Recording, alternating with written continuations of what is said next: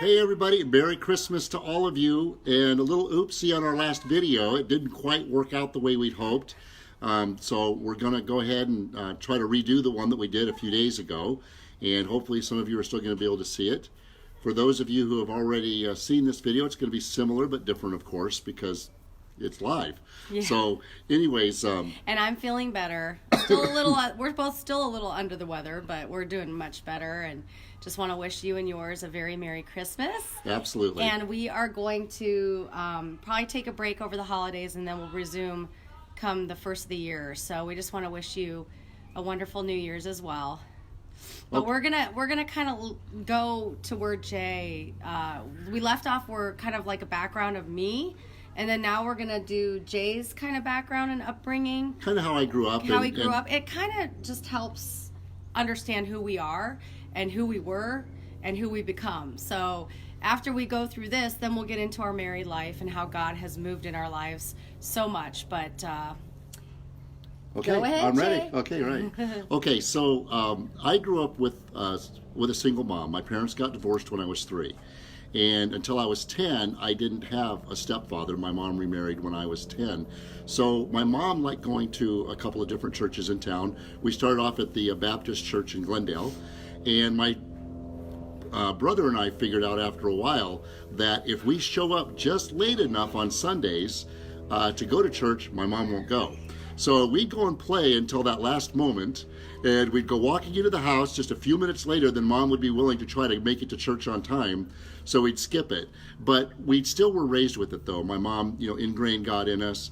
She wanted us to go to church. We went. I really enjoyed it when I was there most of the time. But as a kid, we, kind of want to do our own thing on Sunday because we already go to school during the week. So that was till I was about 13 or 14 years old, and then I started into high school. And in high school was when I had got into partying. I was smoking pot, didn't like to drink, but I was in partying like that. Really didn't participate in church at that time until my senior year in high school. And between my junior and senior year in high school, I went and visited my brother, who was very heavy into his faith. And I spent the summer with him studying the Bible, learning about the Bible, and actually really became quite enamored with Jesus and God, and really wanting a relationship with him, and did that for a couple months there. And then when I got back, of course, I went right back to my life with high school, with my high school buddies that I was getting high with and all that stuff. And but something had changed. I was different in the sense that my friends were coming up to me and telling me things like, I'm known as a school philosopher now, because I would always apply what I learned in the Bible with my friends when I spoke to them about things they were going through, friends they were dealing with, and that kind of thing. So then immediately after that, I started going to church after getting out of high school around 21, 22. Met my first wife at that point. Was going to the Seventh-day Adventist Church. Really enjoyed it, keeping the Sabbath and the faith that I had then. And I actually started teaching Revelation seminars, which I really enjoyed and felt a true calling to become a minister. At that time, I sat with my wife at the time. Her name was Wendy, wonderful lady, but decided that she couldn't handle the idea of being married to a minister. So in my own immaturity as a Christian, if she wasn't going with me, I wasn't going at all. So I basically walked away from God, and it was pretty much eat, drink, and be merry, for tomorrow I know the choice I made. And so we started partying together, my previous wife and I, and it's no accident that 3 years later, of course, we're getting a divorce because I'm going the way of the world, which is take care of me, don't care about everybody else. But also, in high school, you didn't date many women, right? Oh, yeah, that's right. So backing up to that. Like the opposite of me, right? So we wanted to kind of tell you the differences between both of us. Like, we are so complete opposite from how we were raised. Right. I was a little crazy. Yes. And he was just really a good Christian boy. But this is a funny story he'll tell you about. Okay, so all through high school, I had all these girls that seemed interested in me. And I would, get to know them, and we'd be laughing and joking and stuff. But when it came time to getting together with me, like just going out on a date or something, they would back off. And it's like, I guess I don't know how to read the signs of when girls like me or not. And I just was clueless. And it made me pretty insecure because I just thought there was something wrong with me because it seemed like everything was good until it came to the time for me going out with them. Well, when I was 18 and just before my 18th birthday, I was going to Phoenix Community College.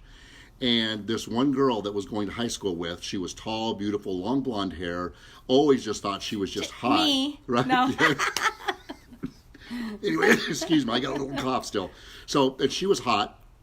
And we were in the same English class at Phoenix Community College, and I was talking to her and stuff, and I said, hey, you want to go get a cup of coffee? And she goes, oh, yeah, absolutely. So we go and have coffee, and we're talking a little bit, and I go, I've always thought you were beautiful, and this and that, and this and that. And she goes, really? And she goes, I've always thought you were hot, too, and not exactly like that, but that was the conversation. And I go, well, why didn't we ever get together? Why didn't we ever talk? Or date in high date school. or anything? And she goes, well, you always had that girlfriend. And I go, girlfriend? I didn't have any girlfriends. Didn't have, it was hard enough getting a date, much less a girlfriend. And I started thinking there was one girl I dated for about a month, and I was thinking, oh, her name was Michelle. And I'm going, well, that's not the girl. And she goes, no, that wasn't her name. And I'm sitting there going, I'm trying to think about who I could have been with. And now, every day I would spend time with my sister Vicky. And where we used to get high was out on the canal bank. And we were always together doing that and then going back to class. And so apparently everybody thought that she was my girlfriend, not knowing she was my sister. And so I'm talking to this girl, and I just look at her and I go, do you mean Vicky? And she goes, yes, that's her name. And I just went, oh my gosh, that's my sister. So all the girls thought my sister was my girlfriend. All the girls did not want to upset my sister. By the way, I found out in this conversation, my sister knew. She knew. Was protecting him. But she's a little older. Yeah, a year and a half older. But I believe that God was protecting me in that and keeping, number one, my virginity intact. And in the way I thought about sex, my mom raised me to be a gentleman. Being a single mom, that's all she knew. And she was raised in an appropriate fashion, went to college and all that. So she always raised us to treat women right, do the right thing, don't be, overbearing with women and that kind of thing. And so that's kind of how I lived. And I believe it saved me from being what I could have been in the mid 70s and late 70s, which was eat, party, sex, drugs, rock and roll. It kept me from being that guy. Right. So he was very more pure, and then I was from the crazy side. So yeah. So anyway, we're gonna then he got divorced, and then we met in the bar, and then so what we'll do is we'll pick up after the new year, and we'll talk about basically how when we got married and the struggles that we went through, and the fighting and we'll the dig stuff a lot that we fight. deeper, and a lot deeper into how our we got through relationship it, yes. and where we are today, almost 25 years later. So. Yep. Anyway, we love you guys. Thanks for watching. Let us know if you need anything. A lot of people are reaching out and asking for just some advice or to sit down and talk to them because they're having same struggles or similar struggles. And by all means, we're not professional counselors, and we don't want to be, so we don't want to be looked at that way. But we do want to be people who you could talk to. Yeah, and that will be no judgment. And it all stays you here. You can talk with us. We don't say a word to anybody. Right.